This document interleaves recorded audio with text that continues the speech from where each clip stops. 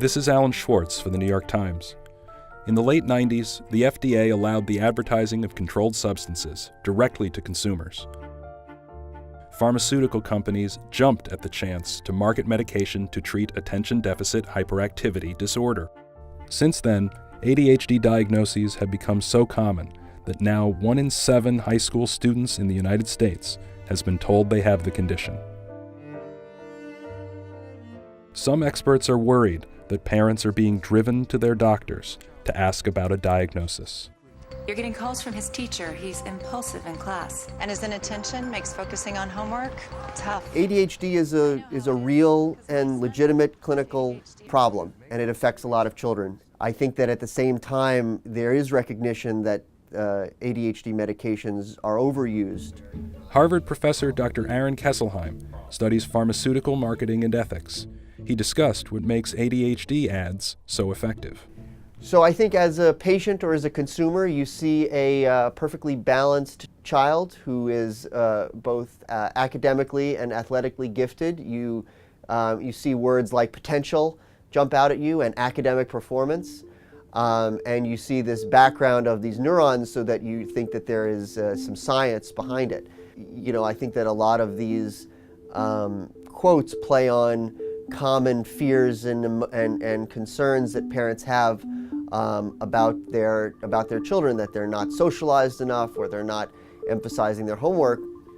You know, there aren't a lot of 8-year-olds out there who look forward to doing their homework. So this advertisement, I think, is slightly better because you see the banner at the top that clearly indicates that this is supposed to be for parents of children with ADHD. That being said, I think that you know, the picture there plays on a lot of people's fears about children not doing well in school, and there are plenty of children who get B's and C's and whose parents would rather them get B pluses, but they don't have ADHD.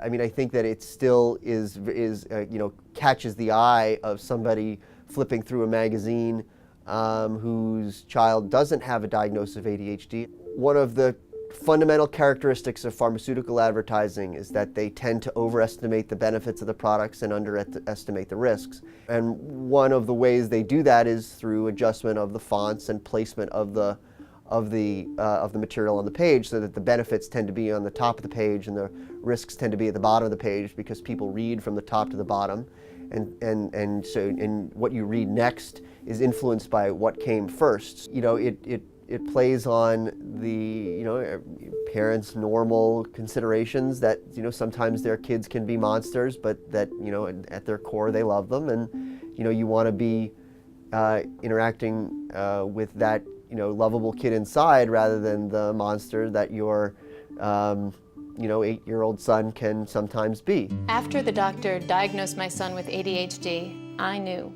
treatment was the right thing to do. Some of the ways that pharmaceutical companies sell their product is by informing people about the condition. It isn't selling a particular drug, but experts say these kinds of marketing videos do lead people to ask for medication. There's good news. The American Academy of Pediatrics guidelines recommend stimulant medications to treat ADHD. Certain types of these ADHD medications have been safely and widely used for over 40 years. They talked about stimulant medications being safe and effective for decades.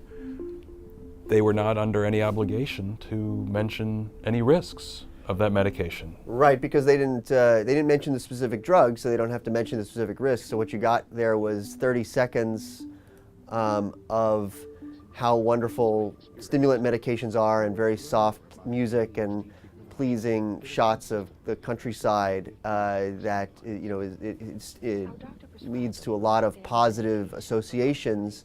I think it is misleading for a company to mention the benefits of a class of products without mentioning the common risks of those class of products and the positive outcomes that pharmacotherapy can have without mentioning the risks or the alternatives to pharmacotherapy that exist for treatment of this condition. Vyvanse helps control my ADHD. That's it.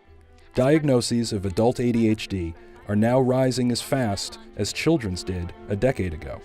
In the past several years, ADHD in adults has been recognized as a real and treatable condition. Marketing efforts have followed. It was my ADHD, and like many kids with ADHD, I didn't outgrow it.